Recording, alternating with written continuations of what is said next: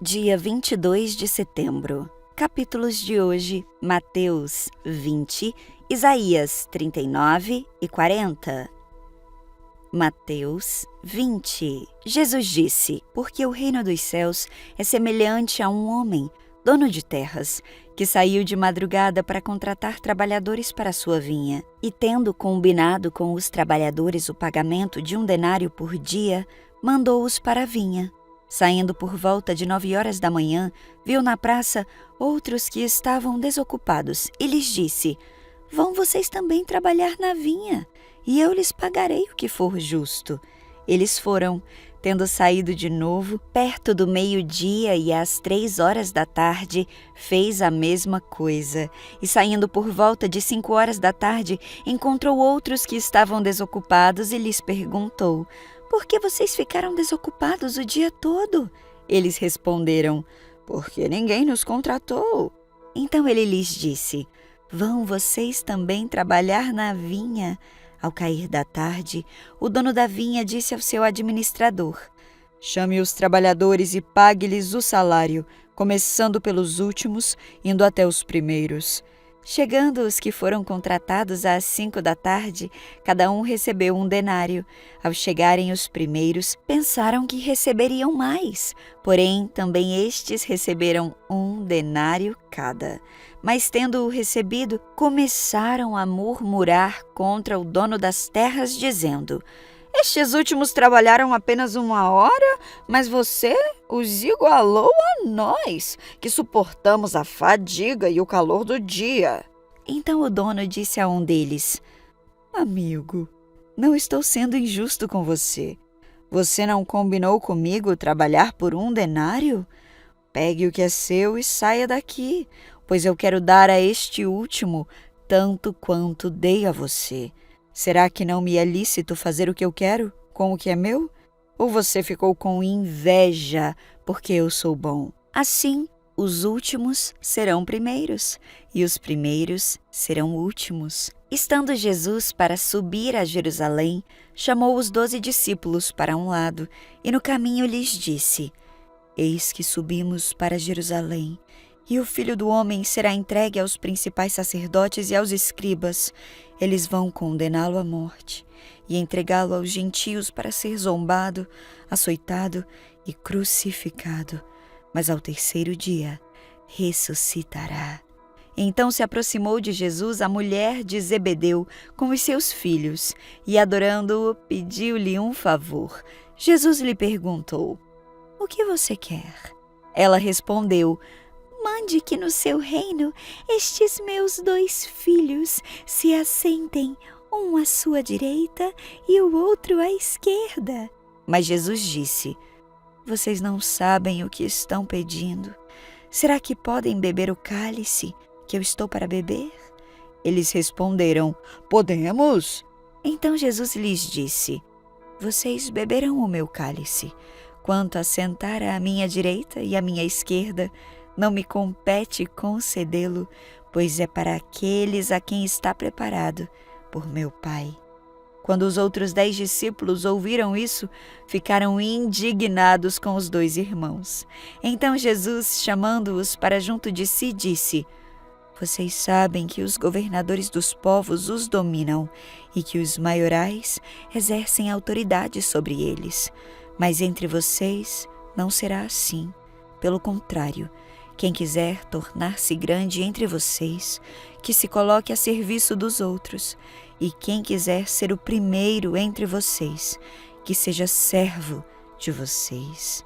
Tal como o Filho do Homem, que não veio para ser servido, mas para servir, e dar a vida em resgate por muitos. Saindo eles de Jericó, uma grande multidão seguia Jesus. E eis que 2 cegos sentados à beira do caminho, tendo ouvido que Jesus passava, começaram a gritar: Senhor, Filho de Davi, tenha compaixão de nós! Mas a multidão os repreendia para que se calassem. Eles, porém, gritavam cada vez mais: Senhor, Filho de Davi, tenha compaixão de nós! Jesus parou, chamou-os e perguntou: O que vocês querem que eu lhes faça?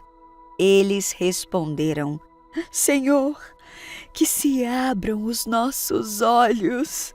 Profundamente compadecido, Jesus tocou nos olhos deles e imediatamente recuperaram a vista e o seguiram. Isaías 39. Mensageiros da Babilônia. Pouco tempo depois, Merodach-Baladã, filho de Baladã, rei da Babilônia, enviou cartas e um presente para Ezequias, pois soube que o rei tinha estado muito doente e havia se recuperado. Ezequias recebeu com alegria os mensageiros babilônios e lhes mostrou tudo que havia na casa do tesouro: a prata, o ouro, as especiarias e os óleos aromáticos. Também os levou para conhecer seu arsenal e lhes mostrou tudo que havia nos tesouros do rei. Não houve nada em seu palácio, nem em seu reino, que Ezequias não lhes mostrasse. Então o profeta Isaías foi ver o rei Ezequias e lhe perguntou: O que esses homens queriam? De onde vieram? Ezequias respondeu: Vieram da Babilônia, uma terra distante. O que viram em seu palácio? Perguntou Isaías. Viram tudo. Eu lhes mostrei tudo que possuo, todos os meus tesouros. Ezequias respondeu. Então Isaías disse a Ezequias: Ouça esta mensagem do Senhor dos Exércitos. Está chegando o dia em que tudo em seu palácio, todos os tesouros que seus antepassados acumularam até agora, será levado para a Babilônia. Não ficará coisa alguma, diz o Senhor. Até mesmo alguns de seus descendentes serão levados para o exílio. Eles se tornarão eunucos e servirão no palácio do rei da Babilônia. Ezequias disse a Isaías: A mensagem do Senhor que você transmitiu é boa. Pois o rei pensava: pelo menos haverá paz e segurança durante minha vida. Isaías 40. Consolo para o povo de Deus. Consolem meu povo, diz o seu Deus. Falem com carinho a Jerusalém. Digam-lhe que seus dias de luta acabaram e que seus pecados foram perdoados. Sim, o Senhor a castigou em dobro por todos os seus pecados. Ouçam, uma voz clama: abram caminho no deserto para o Senhor. Preparem para nosso Deus uma estrada reta na terra desolada. Aterrem os vales, nivelem os montes e as colinas, endireitem as curvas, tornem planos os trechos acidentados. Então a glória do Senhor será revelada, e todos a verão. O Senhor falou. Uma voz disse: Clame. Eu perguntei: O que devo clamar? Anuncie que os seres humanos são como capim.